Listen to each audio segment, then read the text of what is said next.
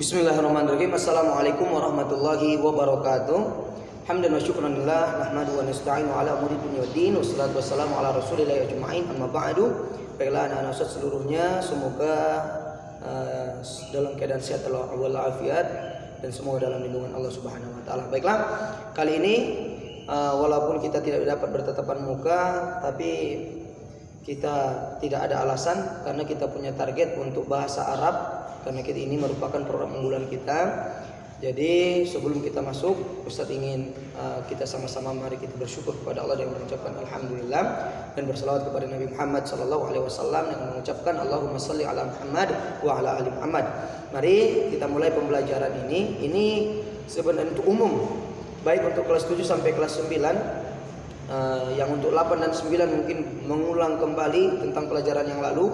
Dan bagi anak-anak Ustaz yang kelas 7, bagaimana insya Allah dalam beberapa pekan ini anak-anak Ustaz sudah bisa bahasa Arab meski kita tidak bertatapan muka. Semoga Allah mudahkan usaha kita dan kita serahkan kepada Allah Subhanahu wa taala. Yang jelas kita usahakan dan kita optimis anak-anak Ustaz yang kelas 7 yang baru bergabung di SMP IT Imam An-Nawawi ini, walaupun kita tidak dapat bertatapan muka secara langsung, harapan Ustaz anak-anak Ustaz memperhatikan dan semoga Allah mudahkan kita dan semoga Allah mudahkan juga Ustaz dalam memberikan pengajaran dan mudah dipahamkan juga anak-anak Ustaz apa yang sudah Ustaz sampaikan.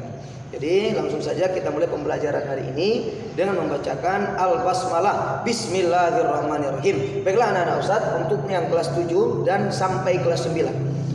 Yang pertama Ustaz selalu ingatkan, kunci kita di dalam berbahasa ini khususnya untuk menguasai bahasa Arab itu sangat mudah sekali.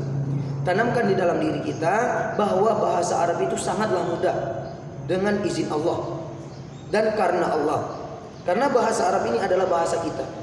Dan apabila di sini Ustaz ingin memberikan motivasi supaya anak-anak Ustaz semakin bertambah semangat di dalam meyakinkan diri. Kenapa saya harus belajar bahasa Arab?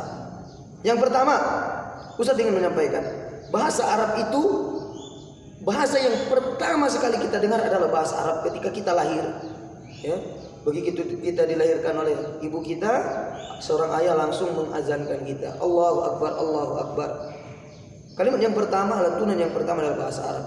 Dan bahasa Arab juga sebagaimana yang difirmankan Allah Subhanahu wa taala di surah Yusuf ayat 2, Inna anzalna Qur'anan Arabiyyan la'allakum ta'qilun. Al-Qur'an Allah turunkan dengan bahasa Arab. Bagaimana kita mau paham Al-Qur'an kalau kita tidak bisa berbahasa Arab? Kemudian hadis-hadis Nabi sallallahu alaihi wasallam berbahasa Arab. Kemudian ilmu-ilmu ulama terdahulu itu menggunakan bahasa Arab. Bagaimana kita paham ilmu akidah, ilmu agama kalau kita tidak bisa berbahasa Arab? Kemudian yang paling penting dan yang paling utama, kenapa kita harus belajar bahasa Arab? Karena kita adalah muslim. Jadi Anda muslim, kita muslim, mari sama-sama kita pelajari ini bahasa Arab.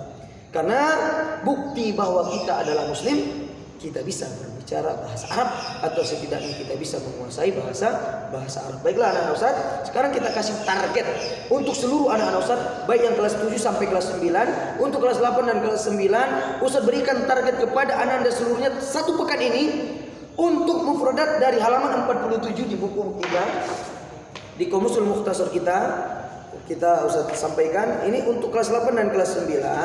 Harapannya untuk satu pekan ini dan juga untuk kelas 7, satu pekan ini kita buat target. Silakan semuanya menulis di dalam catatan kecil, di buku kecil, ya. Ini belum tidak ada bukunya. Ustaz ini ibaratkan saja di nota buku kecil yang ibaratnya seperti ini besarnya. Silakan anak-anak Ustaz semuanya yang kelas 7 sampai kelas 9, untuk yang kelas 8 dan kelas 9 melengkapi catatan mufradat atau kosakata bahasa Arabnya yang belum lengkap. Ustaz ulangi, semua kosakata khususnya kelas 8 dan kelas 9 wajib terisi 2000 kosakata. Dimulai dari kata kerja, semuanya kata kerja dulu, baru kata benda, semuanya kata benda atau nama. Nah, sekarang untuk yang kelas 7 anak-anak Ustaz, satu pekan ini targetnya anak-anak Ustaz sudah bisa berbicara bahasa Arab insyaallah. Jadi harapan Ustaz perhatikan dan simak baik-baik penjelasannya. Kenapa Ustaz bisa sampaikan seperti ini? Karena Ustaz yakin dengan izin Allah kita bisa berbicara bahasa Arab dengan mudah. Baiklah, kita masuk kepada materi inti kita. Tadi Ustaz ulangi, kenapa kita harus bisa bahasa Arab? Karena kita ini adalah seorang muslim. Baik, kita mulai.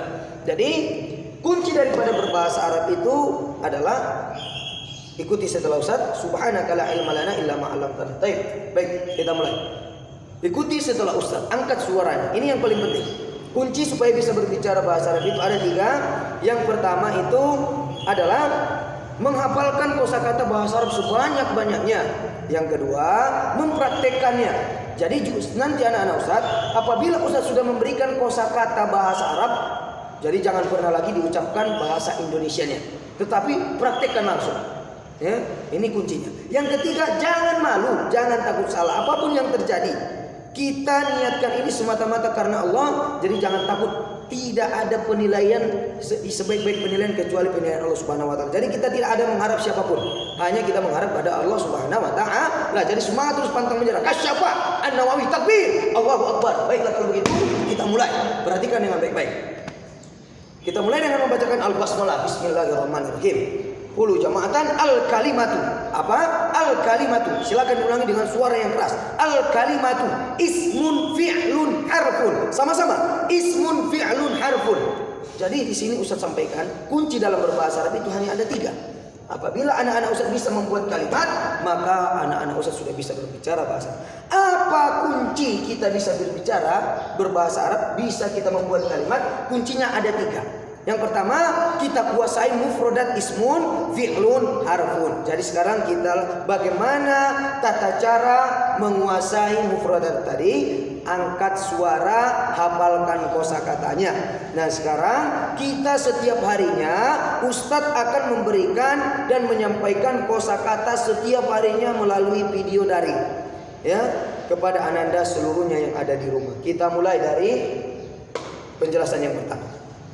Ismun artinya nama. Jadi setiap nama kita hafalkan dalam bahasa Arab. Apa bahasa Arabnya meja, apa bahasa Arabnya masjid. Nah, apabila kita sudah punya mufradat ini, baru kita masuk ke kata kerja. Mufradat kata kerja. Nah, sekarang Ustaz buat metode baru. Anak-anak Ustaz dahulukan bisa menguasai kata kerja, karena dengan kata kerja anak-anak Ustaz bisa berbicara. Kemudian di samping kata kerja dibarengi dengan kata bendanya. Setelah itu kita berikan tentang keterangan. Jadi bisalah anda semuanya membuat kalimat. Ya, langsung saja ikuti setelah Ustaz. Al-mufradatu artinya adalah kosakata. Qulu jama'atan artinya adalah katakan secara bersama-sama. Al-kalimatu ismun fi'lun harfun. Al-mufradatu maktabun, kitabun, lugatun, arabiyatun, daraba yadribu, darasa yadrusu, nazara yanzuru. Kemudian ada mufradat yang lain, fi, ala, tahta, fauqa, amama, wara'a, baina, janibah. Nah, ini mufradat yang saya sampaikan itu adalah contoh daripada kosakata dari ismun, kosakata dari kata kerja, dan kosakata dari harfun. Sekarang kita fokus untuk menguasai kata kerja.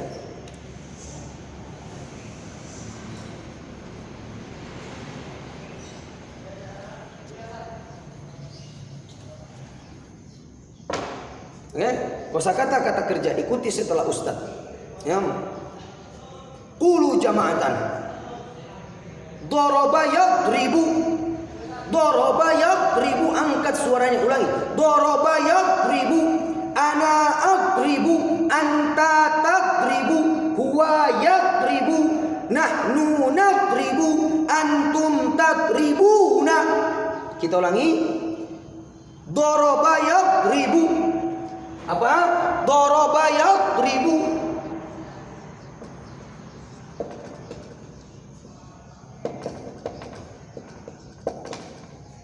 Nah, perhatikan di dalam satu kata kerja ada 2 waktu. Nah, sekarang apabila Ustaz bertanya, apa arti daripada daraba yadribu? Sekarang Ustaz berikan ilustrasi. Ustaz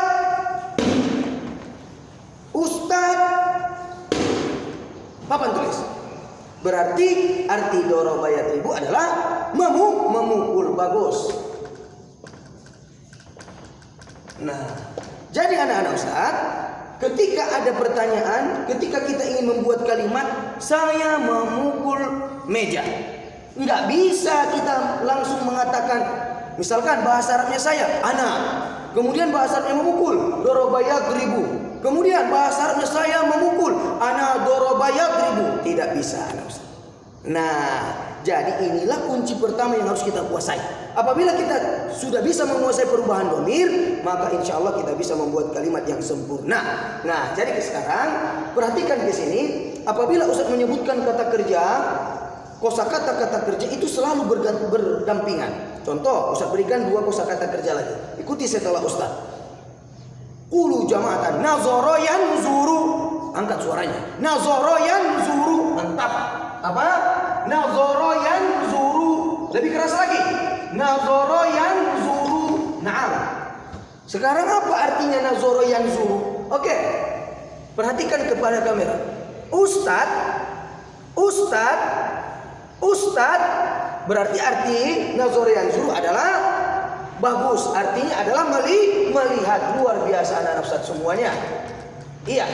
Nah, sekarang satu kosakata kerja lagi. Angkat suaranya, jangan ragu. Walaupun kamu berada di rumah, justru itu yang lebih gendangkan suara di rumah itu. Kalau bisa bergoyang genteng buat. Kita mulai. Mufrodat yang ketiga, yang terakhir. Ini untuk gambaran anak-anak Ustaz semua. Oke, kita mulai. Kosakata kata kerja yang ketiga, angkat suaranya. Ulu jama'atan darosaya derusu. Apa? Darosaya derusu. Angkat suaranya. Hei, angkat suara itu. Darosaya derusu. Mantap. Darosaya derusu. Oke. Nah, disinilah yang akan Ustaz sampaikan. Apa arti darosaya derusu? Ustaz, Alkitab. Iya, belajar. Berarti arti darosaya derusu adalah belajar. Nah, oke. Sekarang perhatikan ke papan tulis. Di sini Ustaz selalu menulis doroba, setelah itu ada strip. Kemudian nazoro ada strip, darosa ada strip, baru yadrusu. Ini menunjukkan apabila di dalam kosakata kata kerja kedua-dua ini selalu berdampingan. Dalam satu kata kerja ada 2 waktu yang harus kita selalu hafalkan dan wajib kita hafalkan. Jangan ada anak Ustaz nanti kunci pertama kita adalah mufrodat kata kerja ini harus kita kuasai. Jadi ini sudah baku dari Arab sana. Jadi ini sudah sesuai dengan apa kata orang Arab. Jadi ini tidak bisa diubah karena ini sudah baku. Nah, jadi ini yang wajib kita hafal. Tidak boleh kita terka-terka atau kita karang-karang. Contoh kalau kita bahasa Indonesia, apa bahasa Indonesianya sendok? Ya sendok, tidak bisa sendik, kan? Nah, begitu juga dengan halnya bahasa Arab. Kosakata kata kerja itu memang seperti ini. Nah, sekarang saya jelaskan. Satu kata kerja kita harus hafal kedua-duanya. Doroba yadribu. Nggak boleh kita sebut. Misalkan apa bahasa Arabnya memukul, jangan pernah sebutkan doroba. Tapi sebutlah doroba yadribu. Kemudian apabila Ustaz bertanya apa bahasa Arabnya melihat, maka jangan pernah jawab nazoro, tapi jawablah nazoro yanzuru. Kemudian apa bahasa Arabnya belajar? Jangan juga pernah katakan darosa saja, tetapi selalulah ucapkan darosaya derusu. Kenapa? Karena bagian pertama dan bagian yang kedua itu tidak boleh dipisahkan dan tidak boleh hanya kita hafalkan bagian awalnya saja, karena tidak semua bagian belakangnya itu sama. Nah, sekarang kita fokus bagaimana menguasai pergantian kata ganti orang menggunakan kata kerja bahasa Arab. Nah, jadi karena di dalam satu kata kerja ada namanya fi'lul madhi, artinya kata lampau. Kata lampau itu selalu berada di awal. Nah, ini dia. Ustaz kasih garis tengah untuk membedakan. Yang paling pertama, setiap yang pertama dalam kata kerja, dalam kosakata kata kerja yang selalu diawali, ya, yang diawali atau huruf atau kata yang pertama itu, kata kerja yang pertama itu adalah fi'il madhi. Nah, tandanya selalu diakhiri dengan fathah, Nah, ini disebut fi'lul madi. Jadi ketika Ustaz bertanya, bahasa Arabnya memukul, maka sebutlah doroba yadribu. Namun ketika Ustaz bertanya, apa bahasa Arabnya? Dia telah memukul. Nah, doroba itu ya. Kalau dia sedang memukul atau dia akan memukul, berarti yadribu. Nah, inilah kegunaannya.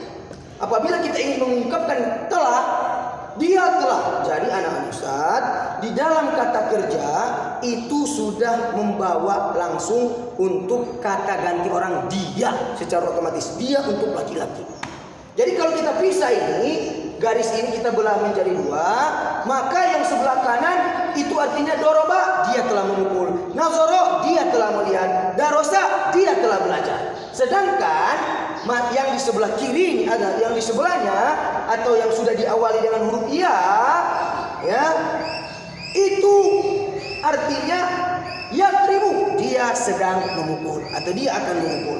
Yang zuru, dia sedang melihat atau akan melihat. Kemudian yadrusu, dia sedang belajar atau dia akan belajar. Nah, ini disebut yang di awal ini kita sebut namanya fi'lul madhi. Apa namanya? Fi'lul madhi. Angkat suaranya. Fi'lul madhi. Bagus. Sedangkan yang setelahnya itu disebut fi'lul mudhari'i. Apa? Fi'lul mudhari'i. Apa artinya fi'lul madhi, Ustaz? Fi'lul madhi ini adalah kata kerja yang kita gunakan untuk mengungkapkan pekerjaan kita yang sudah lewat atau yang sudah lampau, baik 1 detik yang lalu. Sedangkan fi'lul mudhari ini artinya, fi'lun artinya kata kerja, mudhari'un artinya adalah sedang atau yang akan datang. Jadi kalau kita gabungkan fi'lul mudhari artinya kata kerja yang sedang kita kerjakan atau yang akan kita laksanakan.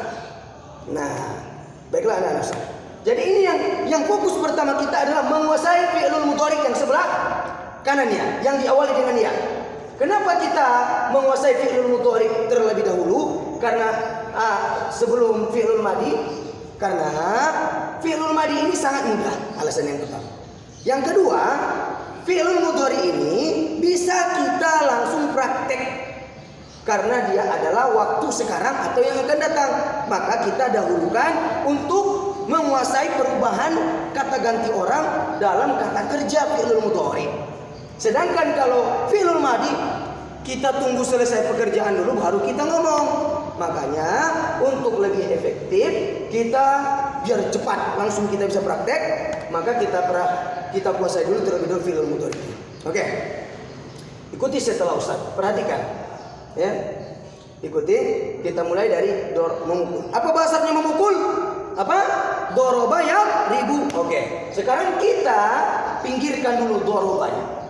Tapi ingat, ketika Ustaz bertanya, mata taqulu arabiyatan, apa bahasanya memukul? Maka jawabnya doroba yadribu. Tetapi kalau Ustaz bertanya, aina fi'lul madhi? Jawabnya adalah doroba. Aina fi'lul mudhari? Di mana fi'lul mudhari? Jawabnya adalah yadribu. Ingat. Ketika Ustaz bertanya lagi, apa bahasanya dia telah memukul?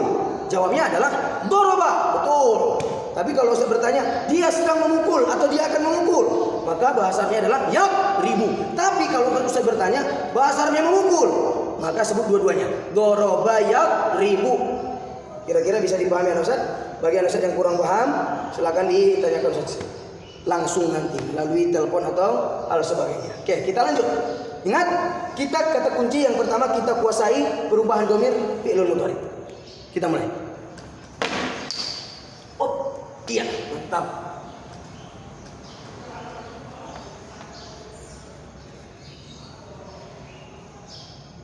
Oke.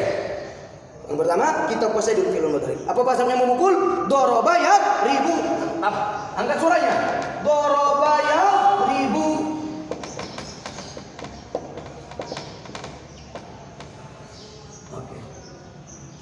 Ikuti gerakan Ustaz di rumah dan angkat suaranya. Oke, kita mulai.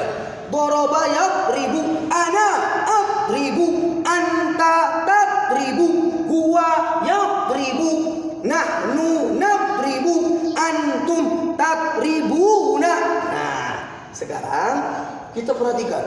Doroba yadribu. Ustaz, kenapa tidak ana doroba yadribu? Inilah yang tidak boleh. Makanya karena kita fokus fi'il mudhari, ini perhatikan garisnya. Kita fokus kepada yadribu. Berarti kalau fi'il mudhari yang berubah adalah huruf depan.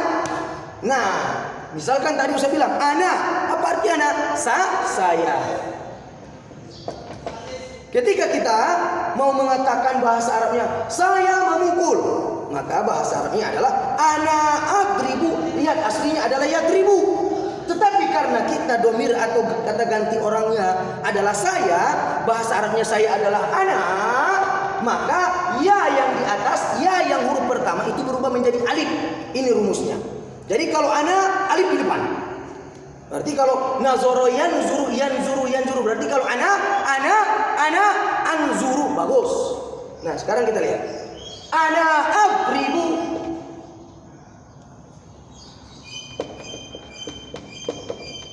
Anta tadribu.